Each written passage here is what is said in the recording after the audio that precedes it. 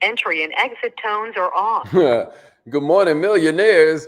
Good morning, millionaires. I hope you feel real good this morning. My name is Haziq Ali. I'm a revenue acceleration expert. I'm a self-esteem development a self-esteem development fanatic, starting with my own. And every single morning, our goal is to help you go further, faster, with less effort. Our goal is to give you the mindset, the skill set, or the heart set that allows you to approach your problems with a different point of view. We want you to become millionaire minded. We want you to get to a place where you understand that if it is to be, it's up to me. You know what I mean? We want you to get to a place where you understand that there is immense opportunity inside the adversity. We want you to get to a place where you understand that either you have to expand your mind to match your goals, or your goals will start to shrink to match your mind. That's the premise of a lot of what we teach. And I hope that you enjoy these classes every morning. I want you to know my book is about to come out. So if you are not on the waiting list for the book, then make sure you go to millionaireminded.com, put your name on the list. Make sure you join the newsletter. All you do is put your name and your email in the box, and we will keep you posted on everything. Hopefully, y'all come out for my book release party. Hopefully, you fly in. I'm gonna let y'all know the date as soon as possible so you can start getting your plane tickets and whatnot. But we're gonna have some fun. All right. So that's coming up real soon. But right now, it's all about you, not me. Rep your city. Let them know what kind of business you have. Let them know how it helps people. This is where you get free promo right here. Like what city are you checking in from? Let us know. Let us know. What city are you checking in from? All right. My man Daryl checking in. Good morning, King. All right. Yuli. Good morning, Yuli. Daryl beat you here this morning. Young Coco in the house. What's up, Chanel? All right. Serena's in the building. Let's go, Kay. All right. Somebody checking in from one of the Facebook groups. My man Adam made it in. Good morning, King. Glad you made it. Donisha, what's up, love? I'm glad you're here. My man Keith is in the house. Let's go. All right, Chanel made it in. Okay. My man Alan checking in. Let's go.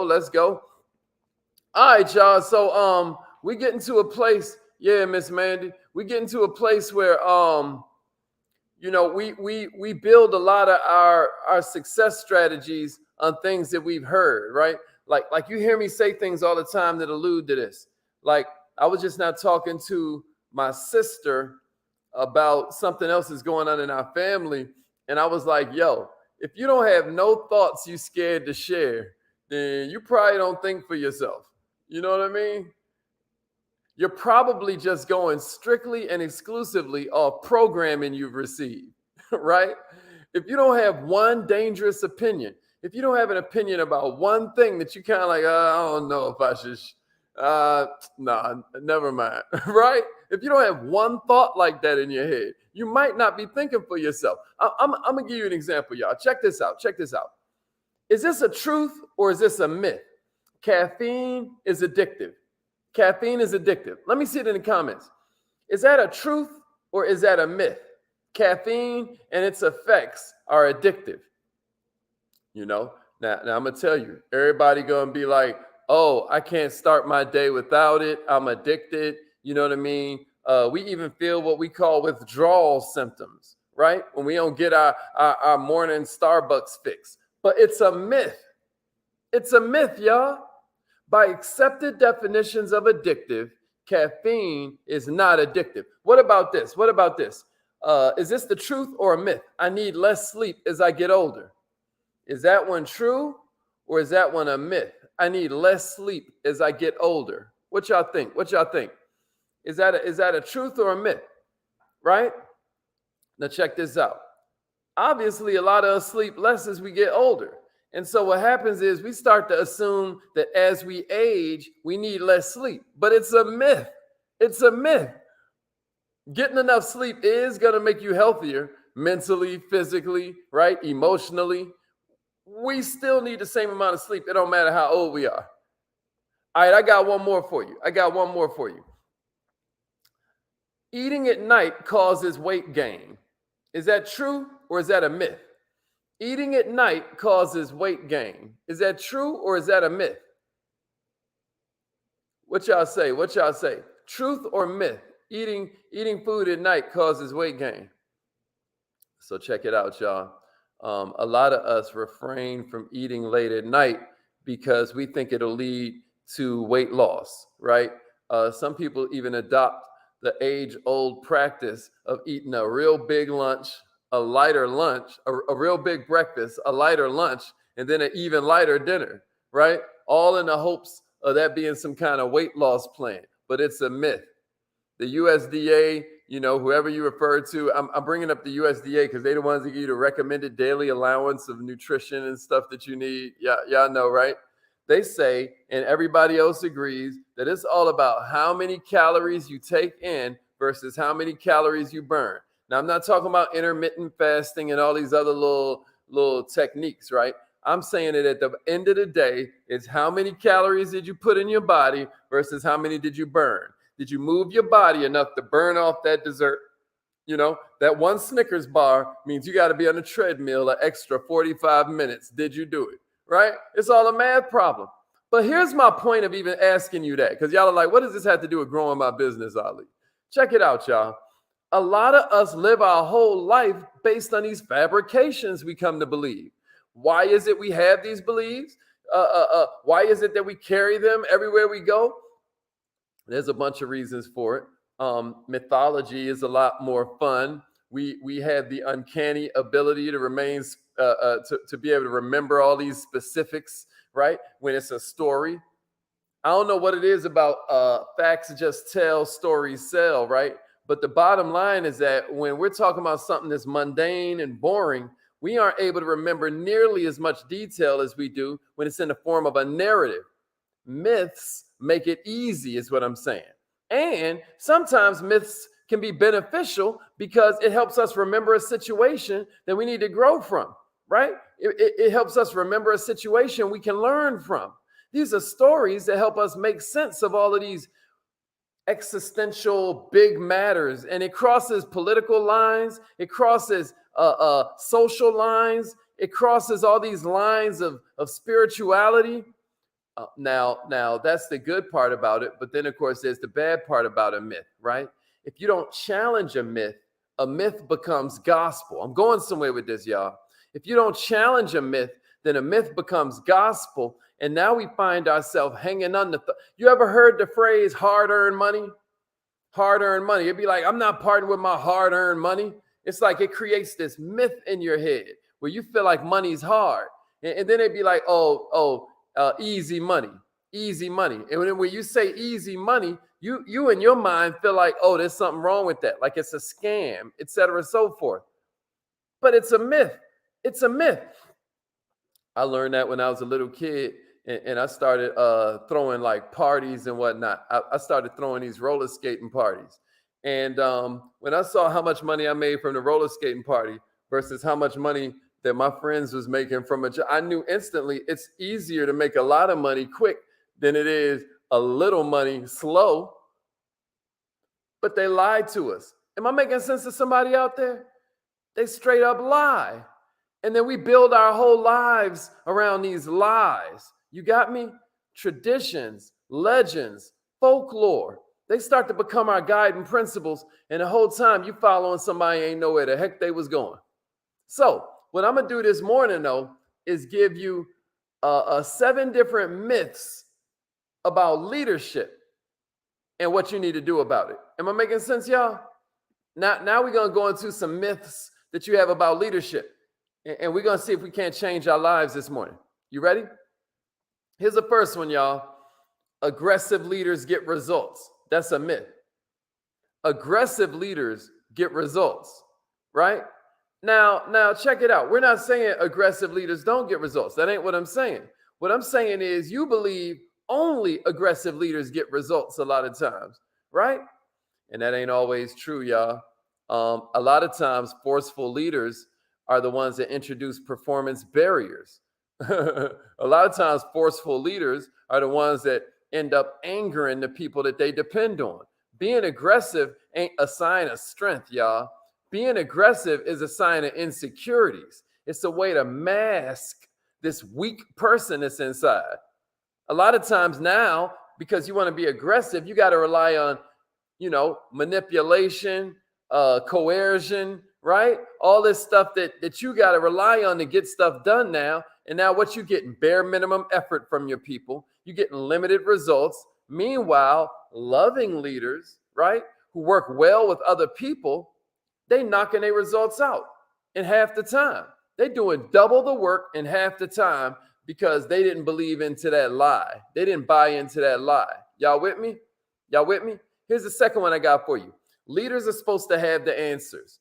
Leaders are supposed to have the answers. Oh, man, let's hope not, baby. Let's hope not, because this complex world we live in is so volatile, right? Ain't nobody got all the answers all the time. Anybody who thinks that they got this, they tricking themselves, right? And anybody who gives them the gift of influence over their lives is going to be worse for it. Now, if you're just tuning in, that's my definition of leadership. Leadership is a gift that we give to people. Influence is a gift that we give to others, right?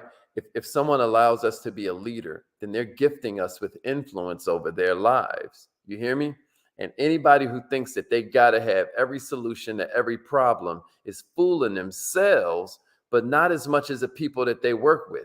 We all got to depend on others. We all need each other to fill in gaps, give us insights into what we might be missing, tell us about our blind spots, give us their expertise. Don't you know everybody's an expert at something?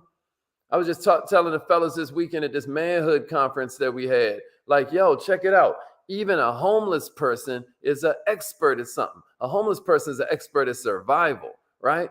A homeless person going to tell you what restaurant give away the best table scraps, where you can get the best blankets, where the best soup kitchen is, where the best places to sleep are. Oh, it's this bridge off whatchamacallit that be kind of like, it'd be so dry under it, right? Everybody's an expert at something. All I'm saying to you is that at the point you become more meek, at the point you become a little more vulnerable, now you're creating a bridge that'll allow your people to trust you. That's going to fuel creativity, because once they trust you, they ain't scared to make mistakes. You with me? Here's the third myth I got for you. Even the way that we did it, speaking about number two still. Yo, I'm going to tell you something. At this conference that we were at, you would think the facilitator was doing all the work. You would think my bro, who was running the event would have had it. But nah, the way it was structured is it would be questions thrown out to us, and then everybody would get to submit their concepts and their ideas. Like we had this one thing called a lifeline, where everybody wrote down one challenge or one big obstacle they were dealing with. But it wasn't so that the host and the facilitator could give us all the answers like they were the number one guru on the planet of all problems. No, what happened is we formed a mastermind in there. And then when you threw out your problem, you had 5, 6, 7 other brothers there to help you kind of crack that bad boy open. And a lot of times, just asking the question was a blessing to everybody, because you sitting in there and didn't know somebody else is going through your same thing. So no, it's not leaders are supposed to have the answers. The way to think about it is we are who we've been waiting for. All we got is us, but also all we need is us. All right, here's number 3. Leaders don't have enough time. Nobody feels like they have enough time, y'all. And leaders ain't no different, right? But check it out.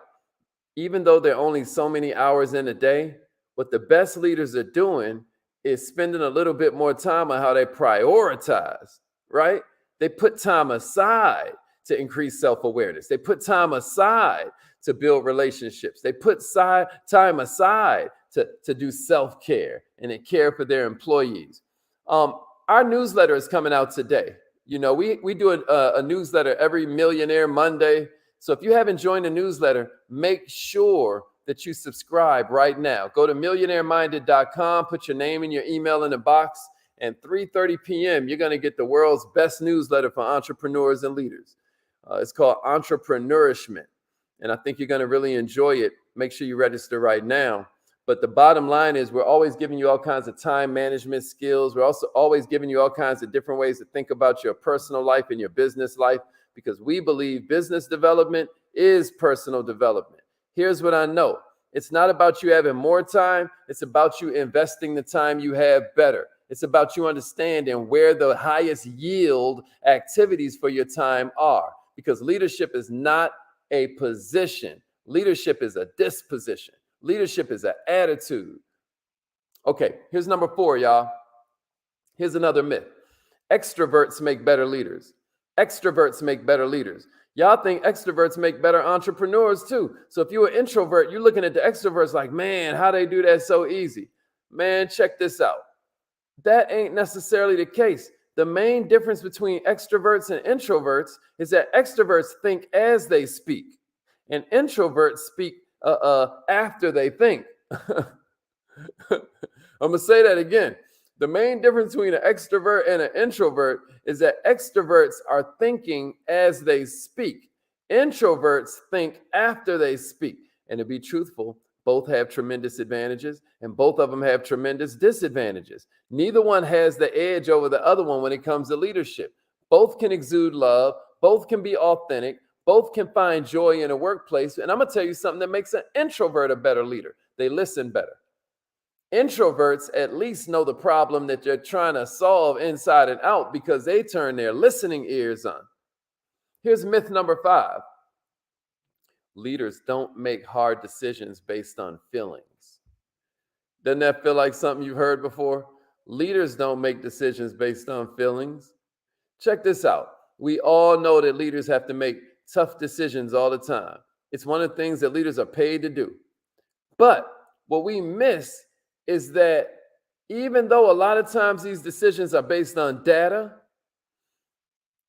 when we base our decisions on nothing but data, on nothing but metrics, and we ignore the feelings of the people that are impacted by those decisions, or we ignore our own intuition, which is a faculty of the mind, and which is indicative of all the information that your mind has gathered that you didn't even notice you were gathering, and then you get this gut feeling about something. I'm going to tell you something. You ignore that, you're doing yourself a disservice, and you're doing the people that give you the gift of influence over their lives a disservice. Millionaires. You've got to use your feelings as well. And when you consider the feelings of others, now you're taking an opportunity to build bridges, to get trust, to get that buy-in. And once your staff feels a sense of equity, once your team feels like this ain't a dictatorship, that this is something we all are doing because it's in the best interest of us, our customers, the company, right? Now you got power. Now you're playing with power. I hope I'm making sense. Here's myth number 6. Leaders tell it like it is. Leaders tell it like it is, right? If you're a good leader, you're supposed to just be blunt. You're supposed to be, this super straight shooter, right? One of the most common misconceptions about leadership is that leaders are confident in what they believe. They take a no holds barred approach to telling you it's my way, the highway. Check this out. Rarely is that the best approach. The way we deliver a message is not the way everybody receives it. Can I get a witness? If you're going to be a leader, then you need social awareness. You need the ability to read the room.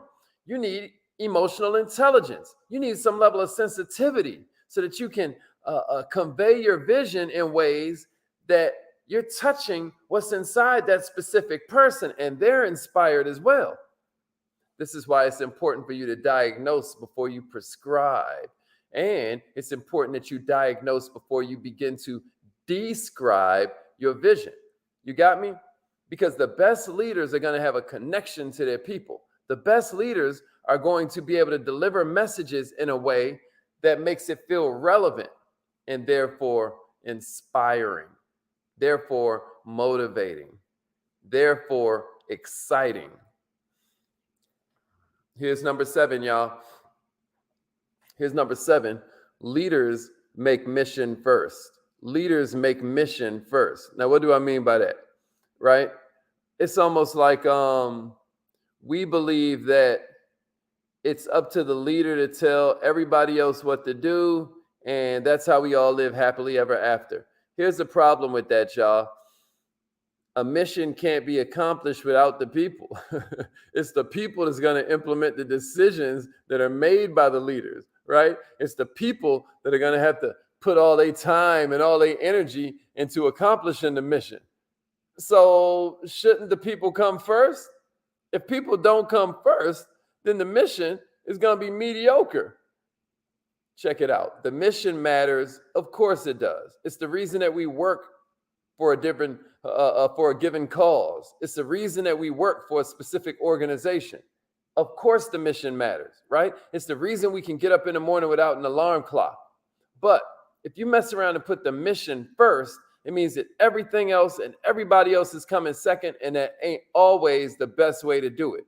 Don't get me wrong. The two most important things in life are, one, where am I going? And two, who's going with me? And if you get those in the wrong order, you're right. Your life is jacked up. But that's when you're being a leader of yourself. When you're talking about being a leader of people, it is all about making sure that your people understand the mission. I would say people and mission are kind of neck to neck, not one in front of the other one. Because if you wave a mission accomplished flag above everything else, when it's the people around you that help accomplish, you get up there receiving the award, you're like, we did it. And you forget to point out the specific teammates that helped you do it, you're missing a huge opportunity. Am I making sense, y'all? So that was 7 of them. I hope that felt good this morning. I hope that felt good. Make sure you register for Entrepreneurship if you haven't already. Make sure you go to millionaireminded.com, put your name and your email in the box. And at 3:30 today, you're going to get the best newsletter for entrepreneurs in the world. And if you ain't read the last one yet, then make sure you go check it out before the new one comes out today. All right, love y'all. It's affirmation time. Let's get it.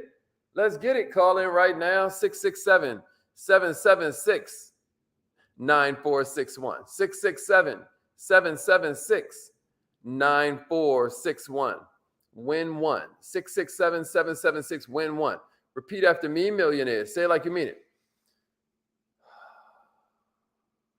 Because the two most powerful yet shortest words in the whole English language are I am. I don't know if you've ever heard that. I don't know if you understand that. But the two most important words are also the shortest words in the whole language. I am. I am. Everything you say after I am is a command to the 73 trillion cells in your body. It's a command to the consciousness that's running all this hardware. It's a command to the universe and the environment around you to bend to your will.